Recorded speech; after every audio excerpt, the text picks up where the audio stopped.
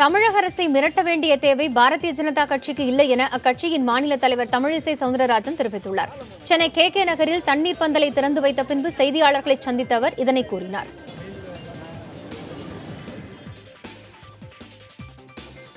மரியாதைக்குரிய முன்னாள் முதலமைச்சர் ஜெயலலிதா அவர்கள் இருக்கும் பொழுது கூட அவர் அமைச்சர்களோடு அதிகாரிகளோடு கலந்தாலோசனை செய்தார். போன முறை மெட்ரோ ரயிலுக்கு வந்திருக்கும் பொழுது கூட இதே போல ஒரு கூட்டம் நடைபெற்றது.